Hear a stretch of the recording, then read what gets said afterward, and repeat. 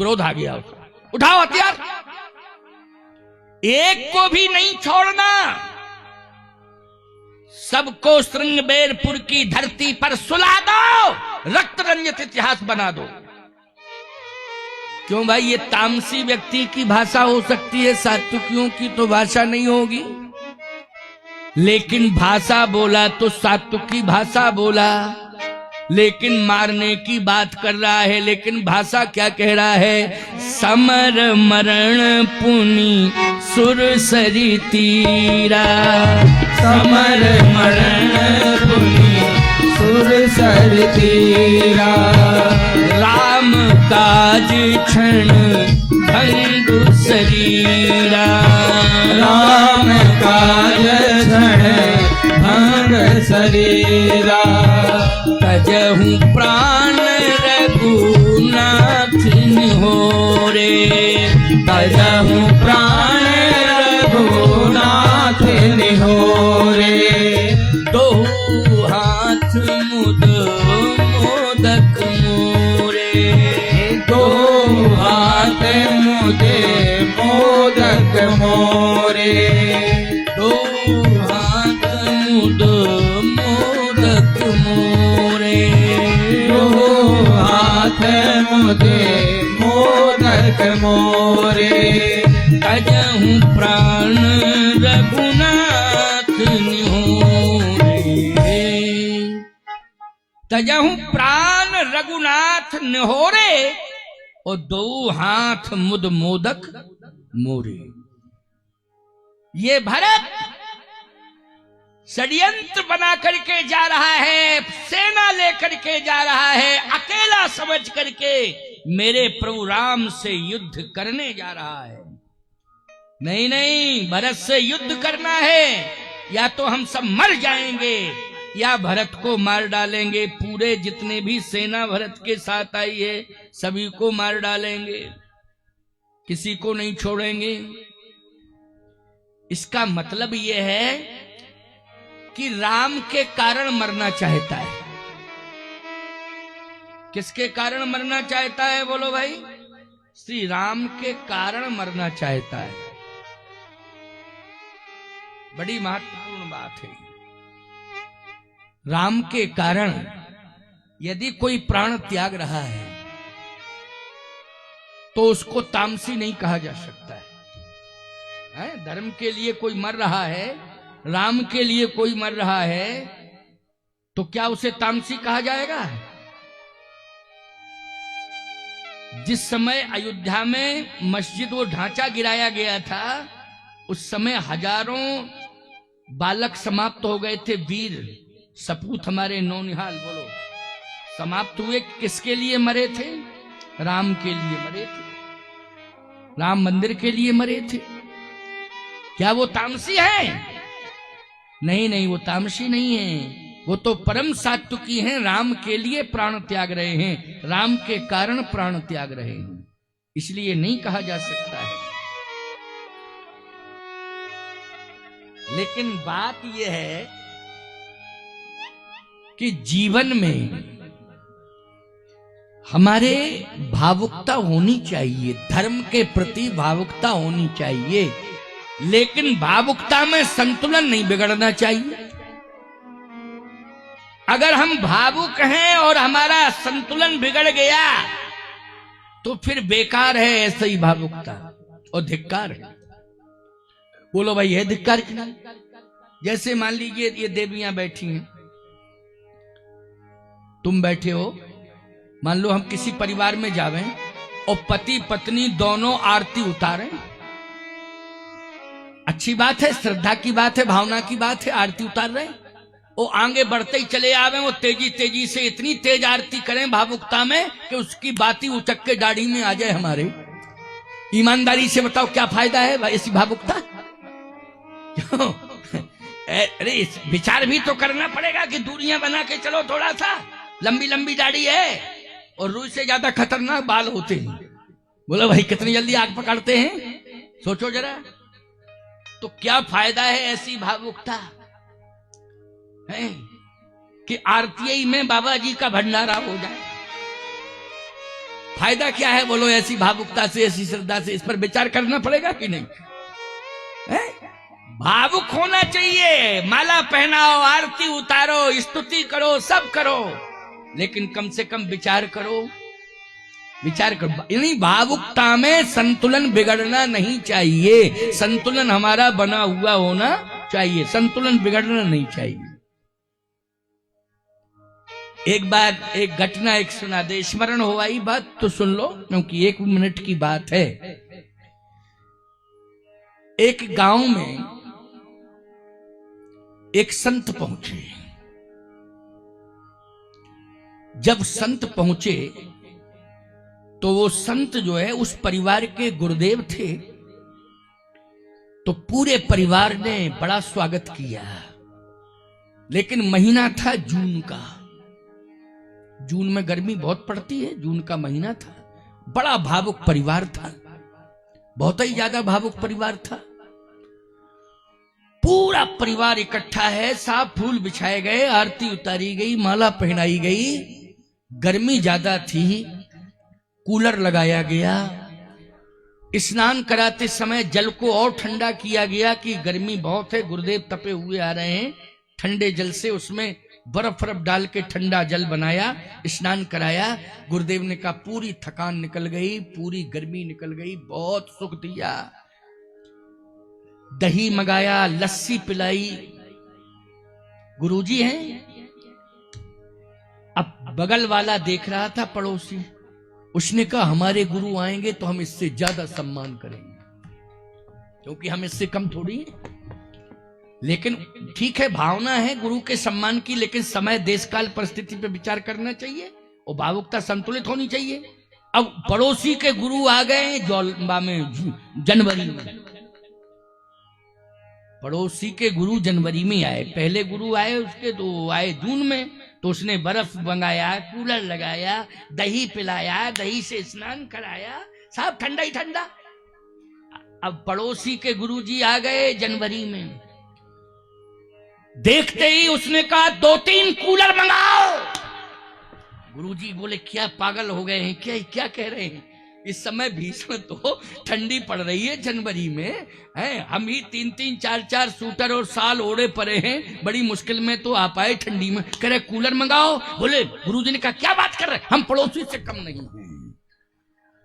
अब गुरुजी नहीं समझ पाए क्या बोला, पड़ोसी से कम नहीं, और 2-3 कूलर इकट्ठे किए और गुरुदेव को बिठाला। बोले बर्फ मंगा 2 कुंटल। गुरुजी ने कहा पागल हो गए हो क्या, भांग खाते हो सब, पूरे घर भर ने भांग खा लिए क्या, बर्फ क्यों मंगा रहे हो? बोले हम पड़ोसी से कम नहीं। आप इस समय चुप रहेंगे, पड़ोसी देख ले कि तुम जितना गुरु के प्रति श्रद्धा रखता है उससे कहीं ज्यादा हम लोगों में है। क्या हो गया? गुरुदेव का पड़ोसी ने क्या किया? बोले बर्फ मंगाया था, कूलर लगाए थे, दही पिलाया था, क्या हम कम हैं? गुरुजी बोले किस महीने में आए थे गुरुजी? अरे बोले महीना बदल गया, जून में आए थे। अरे बोले बेवकूफ, हम किस महीने में आए हैं इस पर तो तू विचार कर, हम तो जनवरी में आए हैं ना, जून में क्या होता है, जनवरी में क्या होता है? बोले वो कुछ भी होता हो, हम कम नहीं हैं पड़ोसी से। 3-3 कूलर चलाए, 2 किलो दही पिला दो और ठंडे पानी से नहा दो। गुरुजी कोमा में चले गए और सुबह जो है गंगा जी ले गए गुरुजी को, सब तेरे बढ़िया भंडारा होगा गुरुजी का। बोलो क्या फायदा है? मैं आपसे पूछना चाहता हूं, ऐसी श्रद्धा से क्या मतलब है, ऐसी भावना से क्या मतलब कि संतुलन ही बिगड़ गया तुम्हारा? बोलो घर भर का बिगड़ गया संतुलन, गुरु ही चला गया दुनिया से। सोचो जरा, विचार करो। इसलिए भावुक होना चाहिए लेकिन संतुलन नहीं बिगड़ना चाहिए। निषाद राज भावुक है, राम के प्रति समर्पित है, श्रद्धा करता है, लेकिन संतुलन बिगड़ गया आज उसका। बोलो भाई, भावुकता में क्या बिगड़ गया? संतुलन बिगड़ गया। कहता है तजहू प्राण रघुनाथ निहोरे,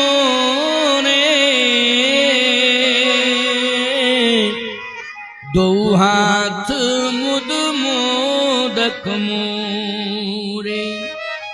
इसलिए समर मरण पुण्य सुर सरि तीरा, राम काज क्षण भंग शरीरा। अपने अपने हाथ में सभी भाला ले लो, त्रिशूल ले लो, तलवार ले लो, युद्ध करना है। भरत जी के कान में आवाज पहुंची कि निषाद राज युद्ध करने के लिए तैयार है और सभी भाला तलवार त्रिशूल लेकर के आ रहे हैं। भरत जी ने कहा कि अयोध्या वासियों से कि कोई भी शस्त्र नहीं उठाएगा, कोई भी नहीं उठाएगा शस्त्र। जबकि शत्रुघ्न जी धनुष बाण लिए थे, तो शत्रुघ्न जी में बोलो लड़ने की क्षमता है, अकेले ही लड़ने की क्षमता है शत्रुघ्न जी में। दोनों भाइयों में धनुर्विद्या के विशेषज्ञ हैं, दोनों, लक्ष्मण भी और शत्रुघ्न भी, दोनों ही। उन जैसा कोई धनुर्धर नहीं है। जैसे द्वापर में श्रेष्ठ धनुर्धर अर्जुन था, वैसे ही त्रेता में याद रखना लक्ष्मण और शत्रुघ्न ये दोनों ही श्रेष्ठ हैं, एक नहीं दोनों। लेकिन प्यारे, निश्चित रूप से आपको विचार करना पड़ेगा कि द्वापर में एक धनुर्धर नहीं है, अर्जुन से भी श्रेष्ठ धनुर्धर है एकलव्य। बोलो भाई, है कि नहीं? एकलव्य जो है अर्जुन से भी श्रेष्ठ है, आगे है, श्रेष्ठ है। धनुर्विद्या में पारंगत है अर्जुन, लेकिन अर्जुन से ज्यादा एकलव्य है। और आपको मालूम होना चाहिए, आस्था की बात है। जिस समय गुरुदेव ने कहा कि मुझे दक्षिणा चाहिए, द्रोणाचार्य जी महाराज ने, सुनो, कान खोल करके सुन लो, ये भाव बड़ा ही सुंदर है और ग्राही है। द्रोणाचार्य जी ने कहा कि मुझे दक्षिणा चाहिए और दक्षिणा में अंगुष्ठ चाहिए तेरा। ये भाव क्यों आया मन में? ये भाव इसलिए आया क्योंकि केवल एकमात्र द्रोणाचार्य जी महाराज अर्जुन को श्रेष्ठ धनुर्धर के रूप में देखना चाहते थे। केवल एकमात्र अर्जुन हो, आकर्षण था अर्जुन के प्रति। लेकिन प्रतिभा एकलव्य भी है, अर्जुन से बड़ी प्रतिभा है। बोलो, है कि नहीं? अर्जुन से बड़ी प्रतिभा।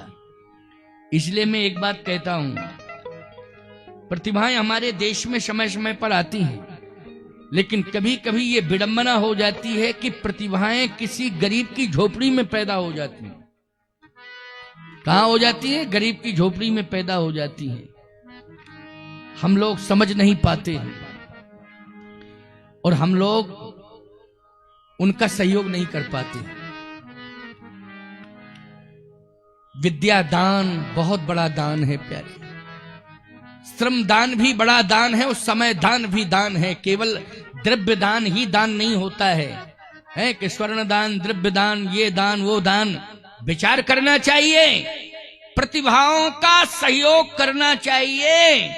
अगर किसी गरीब की झोपड़ी में कोई प्रतिभा मेधावान छात्र पैदा हो गया है और धन के अभाव में वो नहीं समय से पढ़ पा रहा है या उच्च शिक्षा से नहीं जुड़ पा रहा है, तो केवल यही नहीं सोचना चाहिए कि सरकारें मदद करें। सरकारें नहीं, हमारी जिम्मेदारी है कि हम खुद मदद करेंगे, उन प्रतिभाओं को उठाएंगे। निश्चित रूप से कहीं ना कहीं हमने अगर सहयोग कर दिया तो हमारे प्रति आगे चल करके वो सोचेंगे, विचार करेंगे। ऐसी बात नहीं है, ना वो जातिवाद में जाएंगे और ना वो वर्गवाद में जाएंगे, ना क्षेत्रवाद में जाएंगे। वो केवल एक ही बात सोचेंगे, अमुक व्यक्ति का हमें आशीर्वाद मिला था कि आज हमें सफलता मिल गई है। वो आशीर्वाद का चिंतन करेगी प्रतिभा, ये कन्फर्म है।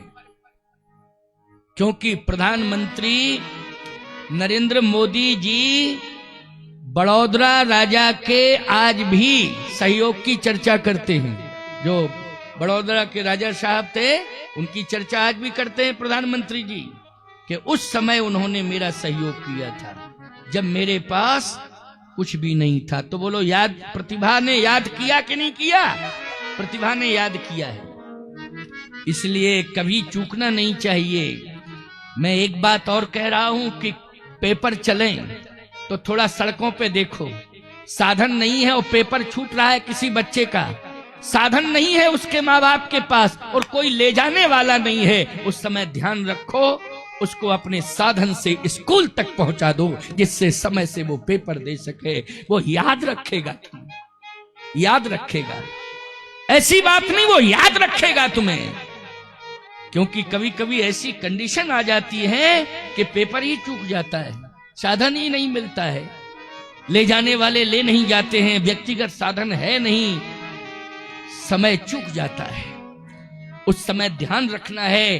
अगर तुम्हारे पास स्कूटर है, मोटरसाइकिल है, 4 व्हीलर कुछ भी है, थोड़ा सा 1-2 राउंड मारो। कहीं कोई बच्चा ऐसा तो नहीं है कि वो पेपर चूक रहा हो, समय के अभाव में पहुंच नहीं पा रहा है, क्योंकि साधन नहीं है इसलिए नहीं पहुंच पा रहा। ध्यान रखना है इस बात का, चाहे बेटी हो और चाहे बेटा हो, इस बात का ध्यान रखना है, सहयोग करना है, क्योंकि ये दान देना बहुत महत्वपूर्ण है।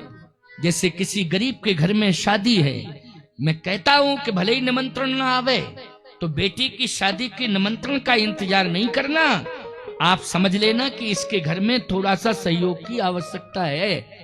संबंध भले ही ना हो, लेकिन दिमाग लगा लेना, बुद्धि से सोच लेना और विवाह के समय कुछ ना कुछ सहयोग अवश्य पहुंचा देना, बिना निमंत्रण के पहुंचा देना। देखो कितना भला होता है तुम्हारा। एक बार बेटे की शादी में भले ही नहीं पहुंचाना, लेकिन बेटी की शादी में जरूर, क्योंकि गरीब किस तरह से अपनी बेटी का संबंध करता है, विवाह करता है, वही जानता है।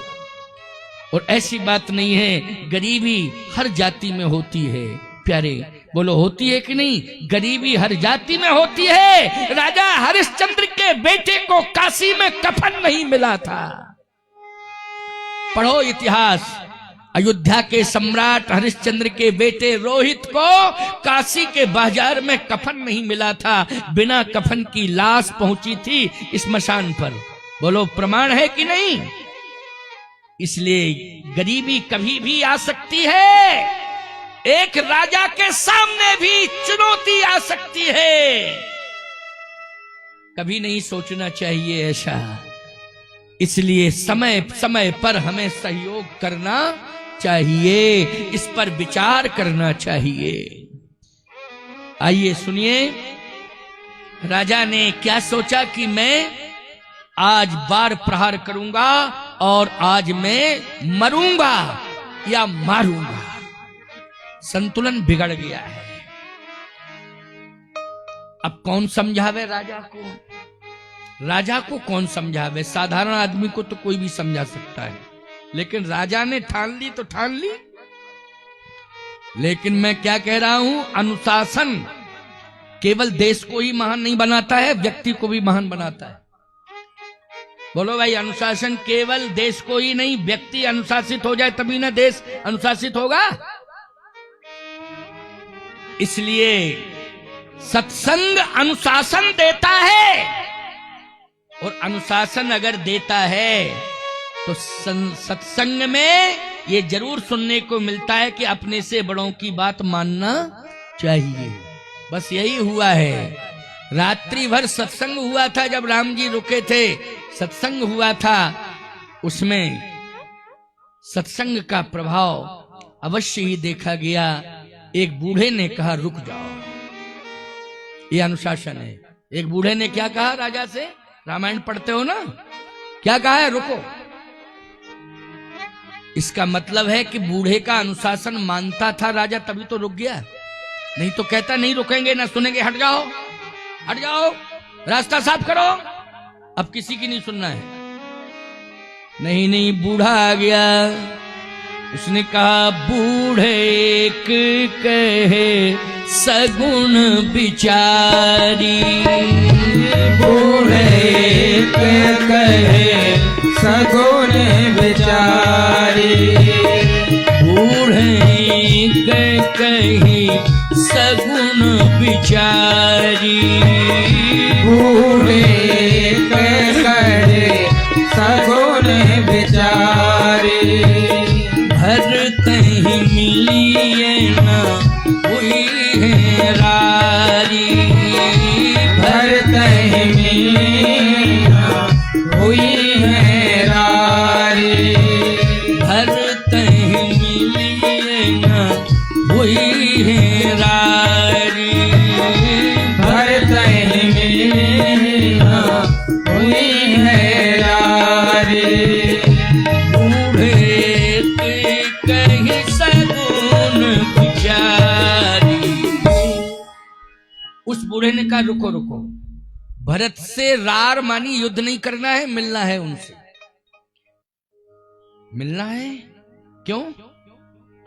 बोले राम ही भरत मनावन जाही। मनाने के लिए जा रहे हैं रूठे हुए राम को, युद्ध करने नहीं जा रहे हैं। मेरी बात मानो। निषाद राज ने कहा तो हम कम से कम परीक्षा तो ले ही सकते हैं। अभी युद्ध नहीं करेंगे लेकिन परीक्षा तो ले सकते हैं। उस बूढ़े ने कहा कि परीक्षा अगर लेनी है तो ले लो, लेकिन कभी भी संत की परीक्षा नहीं लेनी चाहिए, क्योंकि भरत संत है और राम जी के गुरुदेव वशिष्ठ जी परम संत हैं। तो निषाद राज ने कहा हम 3 प्रकार की विधियां भरत के सामने रखेंगे। 3 प्रकार की। कौन कौन है 3 प्रकार की विधियां? कहा एक तो भरत के सामने कंदमूल फल ले जाएंगे और उसमें पूरी अयोध्या का समाज देखेगा। उस बूढ़े ने कहा बहुत अच्छी बात है, कंदमूल फल ले जाना परीक्षा में कोई दिक्कत की बात नहीं। क्यों भाई? कंदमूल फल ले जाना कोई दिक्कत की बात नहीं। वो परीक्षा क्या है? वो तो दीक्षा है। कोई अगर कंदमूल फल की डलिया लेके आता है तो यही लगता है कि चेला बनने आ रहा है क्या? क्यों भाई? इतने इंतजाम के साथ आ रहा है तो लगता है कि चेला बनने आ रहा है क्या? बहुत अच्छी बात है। फिर उसने कहा कि हम पशु पक्षी भी ले जाएंगे। उस बूढ़े ने कहा पशु पक्षी? अच्छा एक बात बताओ, महात्मा के सामने कोई पशु पक्षी लावे तो बड़ी समस्या होगी कि नहीं होगी?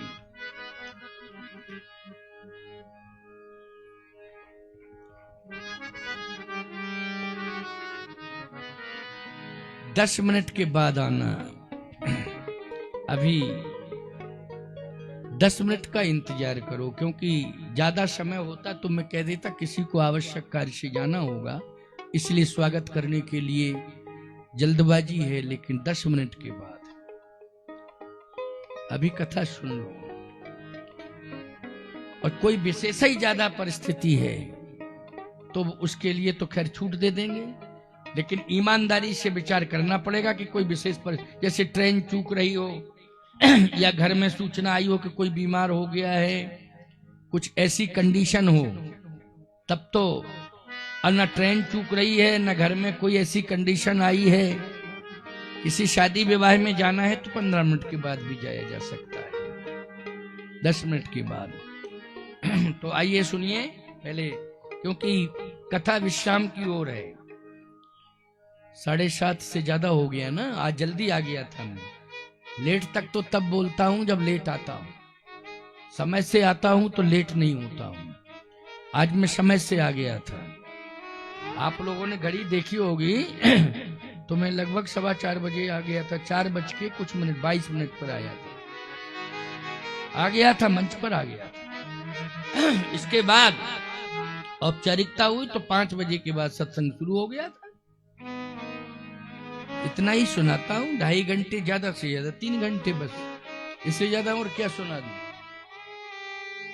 4-5 घंटे तो वो लोग सुनाते हैं जो नाच गाने करवाते हैं, गीत गाते हैं, कहते हैं नाचो नाचो नाचो नाचो नाचो, और गीत गाते हैं। वो 4-5 घंटे कथा सुनाते हैं। यहाँ तो कथा ही कथा होती है। यहाँ तो कोई गीत नहीं गाते हैं, ना कोई नाचने वाचने के लिए कहते हैं। हम तो साधु ठहरे हैं, क्या कहेंगे हैं? आजकल के जो नए वक्ता होंगे, नए नवयुवक व्यास होंगे, वो करवाएं, ये सब करवाते ही हैं, वो मानते ही नहीं है। हम कहें भी तो नहीं मानते हैं। लेकिन अब हम क्या कराएं, ये हमारे युग में, हमारे जमाने में ये परंपरा नहीं थी भाई। तो अब थोड़ा समय बचा है, क्या ये सब शुरू करा दें? नहीं नहीं नहीं, कथा सुनो। इसलिए हाँ, उत्सव होता है तो बाद में, कथा के बाद उत्सव में नाचते हैं लोग, झूमते हैं, कोई बात नहीं। उत्सव, क्योंकि कथा पूरी हो गई है, उत्सव चल रहा है, उत्सव में तो। लेकिन कथा के बीच में लोग नहीं कहते ये भजन है, थोड़ा सा नाचो नाचो, ये भजन है, हैं? राधे राधे बोल चले आएंगे बिहारी, चले आएंगे बिहारी, चले आएंगे, हैं? पूरा पूरा एक्सरसाइज, रामदेव का योग व्यायाम फेल हो जाता है उसमें, ऐसी कंडीशन है। नहीं नहीं, उत्सव होता है जब कथा पूरी हो जाए तो खूब नाचना गाना चाहिए, गीत होते हैं। अरे कल परसों उत्सव हुआ था ना, कब हुआ था, विवाह सीताराम जी का, तब आरती के पहले गीत हुआ था, उसमें बहुत अच्छे तरीके से सभी ने जो है खुशियां मनाई थी नाच के, होना चाहिए। लेकिन कथा के बीच में तो भैया मैं इस मौका ही नहीं देता हूं। मेरी परंपरा जो चली आ रही है उसका मैं अब लास्ट तक निर्वाह करूंगा, उसमें कोई परिवर्तन नहीं करूंगा। और लोगों को अच्छा भी लगता है, हमारे मुंह से कथा सुनने में लोगों को अच्छा ही लगता है। कोई नहीं कहता है कि महाराज गीत सुना दो, है कोई नहीं कहता। यही कहते महाराज आप तो चौपाइयां सुनाओ। क्यों? हमारे बिहारी लाल जी कहे थे चौपाइयां बहुत अच्छी लगती हैं आपके मुख से, आप जो चौपाइयां गाते हो वो बहुत अच्छी लगती हैं। क्यों भाई, सभी को अच्छी लगती है ना, तो हम तो चौपाइयां गाते हैं, राम कथा कहते हैं, और राम कथा में रामचरितमानस की चौपाइयों को खूब गाते हैं मस्ती से। ये तो अभी कुछ समय से मैंने ये संगीत और ये सब कर लिया है, और वो भी बैठे ही रहते हैं। ये पूछो क्यों भाई, कितना मेहनत लेते हैं हम, मुंह ताकते रहते महाराज कुछ गाओगे, तो चौपाइयां गा देते हैं कि बजा लो भाई, तुम भी गा लो, कोई दिक्कत नहीं। नहीं, मेरी तो स्वतंत्र शैली है, मेरी तो शुरू से ही वो शैली रही। पहले तो संगीत भी नहीं चलता था, ऐसे ही प्रवाह में कथा होती थी। आज भी कर देता हूं वैसे प्रवाह में, कोई ऐसी बात नहीं रहती। लेकिन जब थोड़ा सा 3-3 घंटे कथा कहलवाओगे तो हल्का फुल्का हनुमान चालीसा है, कोई भजन वगैरह, ये पहले शुरू में आके कर देते हैं। आइए सुनिए, बहुत अच्छी बात सुना रहा हूं, उसको ध्यान से सुनना है। ये खग मृग पशु पक्षियों को नहीं ले जाना चाहिए, कंदमूल फल तो ठीक है, लेकिन पशु पक्षी, उसने कहा पशु पक्षी के साथ मछलियां भी ले जाएंगे। मछलियां, रामायण की 3 चौपाइयां सुन लो। अस कहे भेंट सजोवन लागे, कंद मूल फल खग मृग मांगे। प्रमाण हो गया। दूसरी चौपाई, मीन मानी मछली, मीन पीन पाठीन पुराने, ओ भर भर भार कहारन आने। मछलियां भर भर के सब लाए, राजा का आदेश है, पालन करना ही पड़ेगा। मछलियां भर भर के ला रहे हैं निषाद जाति के, केवट जाति के लोग। और खग मृग, खग मानी होता है पक्षी और मृग मानी होता है पशु, पशु पक्षी भी ला रहे हैं। उस बूढ़े ने कहा कि ये परीक्षा का विधान क्या है, समझाओ। तब निषाद राज ने कहा कि हम भरत जी की और अयोध्या वासियों की प्रवृत्ति देखेंगे कि कौन सी प्रवृत्ति लेकर के जा रहे हैं राम के पास। बोले प्रवृत्तियां कितनी होती हैं? का प्रवृत्तियां 3 होती हैं, सात्विकी, राजसी और तामसी। क्यों भाई, 3 ही प्रवृत्तियां होती हैं कि नहीं? तो काम प्रवृत्ति देखेंगे कि कौन सी प्रवृत्ति को लेकर के भरत और अयोध्या वासी राम के पास जा रहे हैं। का अगर भरत जी की अयोध्या वासियों की निगाहें कंदमूल फल पर जाएगी तो हम समझ लेंगे सबकी सात्विकी प्रवृत्ति है। कैसी प्रवृत्ति है? सात्विकी। कंदमूल फल किसके प्रतीक होते हैं? सात्विकता के प्रतीक होते हैं। और यदि खग मृग पर गई तो हम समझ लेंगे राजसी प्रवृत्ति लेके जा रहे हैं, फौज फाटा प्रदर्शन राजा मान के। और यदि मछलियों पर गई तो समझ लेंगे तामसी प्रवृत्ति है, अयोध्या वासियों की निश्चित है, युद्ध करने जा रहे हैं। कहा ठीक है भाई राजा हो, साम दाम और दंड विभेदा, नृपुर वसत नाथ का बेदा। चलो कोई बात नहीं है, ले चलो। भैया ले चल रहे हैं, तीनों चीजें लेके जा रहे हैं, लेकिन सत्य तो यह है भरत जी ने, अयोध्या वासियों ने, किसी ने भी तीनों वस्तुओं की ओर नहीं देखा। क्योंकि जब से श्री राम दर्शन की लालसा को लेके चले हैं तो अन्न जल का भी त्याग कर दिया है, जल फल सबका त्याग कर दिया है।